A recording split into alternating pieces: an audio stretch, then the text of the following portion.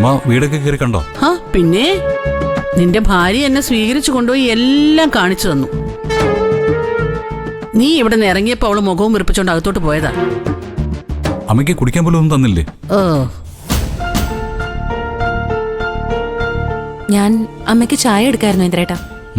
ദാമേ ചായ കുടിക്കാം. ഇന്ദ്രേട്ടാ ഞാൻ കൊടുത്ത അമ്മ കുടിക്കില്ല, ഇന്ദ്രേട്ടൻ കൊടുക്കാം. ശരി, നീ ഇത് ഡൈനിങ് ടേബിളിൽ കൊണ്ടുവയ്ക്കേ. ഞാൻ അമ്മയും കൂട്ടി അങ്ങോട്ട് വരാം.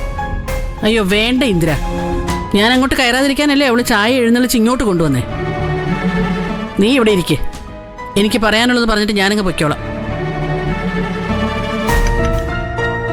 അമ്മ ഈ ചായ കുടിക്കേ, പിടിക്ക്, നമുക്ക് സംസാരിക്കാം. നീ വച്ചു നീട്ടുമ്പോ തട്ടിക്കളയാൻ എനിക്ക് പറ്റില്ല, അതുകൊണ്ടാ.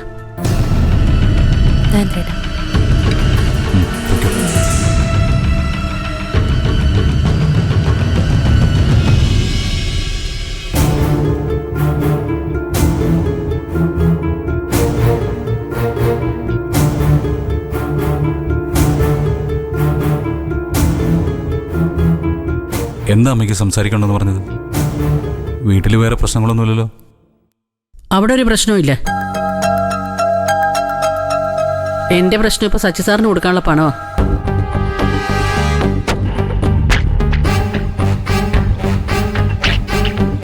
അതിപ്പോ എനിക്കൊരു അഭിമാന പ്രശ്നമായിട്ട് മാറിയിരിക്കുക.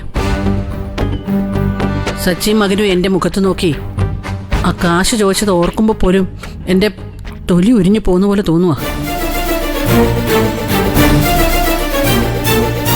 അതുകൊണ്ട് 2 ദിവസത്തിനുള്ളിൽ നീ 25 ലക്ഷം രൂപ എവിടെ നിന്നെങ്കിലും ഉണ്ടാക്കി എന്നെ ഏൽപ്പിക്കുന്നില്ല. അമ്മേ, 25 ലക്ഷം രൂപ 2 ദിവസം കൊണ്ട് എനിക്ക് എങ്ങനെ ഉണ്ടാക്കാൻ പറ്റും? അതൊന്നും എനിക്കറിയണ്ട. നീ ആരുടെയെങ്കിലും കയ്യിൽ നിന്ന് പിടിച്ചു പറിച്ചിട്ടായാലും ആ കാശ് തന്നേ പറ്റൂ. എനിക്കെന്റെ അഭിമാനമാണ് വലുത്.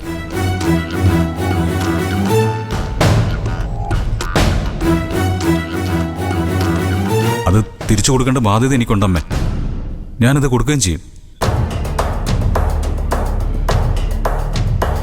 അമ്മ അതിൻ്റെ പേരിൽ ടെൻഷൻ ആവണ്ട. സച്ചി സാറോ ഗൂഗിളോ അമ്മയോട് ഇനി ആ പണം ചോദിക്കില്ല. അവരെ കണ്ട് ഞാൻ സംസാരിച്ചോളാം. അതൊന്നും ശരിയാവില്ല ഇന്ദ്ര. ഞാൻ ചോദിച്ചു വാങ്ങിയ പൈസ അത്. എനിക്ക് തന്നെ അത് അവരുടെ മുന്നിലേക്ക് വലിച്ചെറിഞ്ഞു കൊടുക്കണം.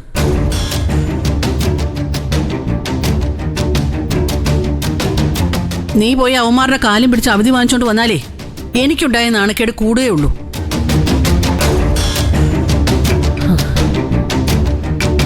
ഇന്നത്തെ ദിവസം ഇങ്ങനെ പോട്ടെ. നാളെ മറ്റന്നാളും കൂടെ സമയം തരാം. അത് കഴിഞ്ഞാ ഞാൻ പായും തലേണ എടുത്തോണ്ട് നീ മുറ്റത്ത് കിടന്ന് സമരം ചെയ്യും എന്റെ പൈസ തിരിച്ചു കിട്ടാൻ.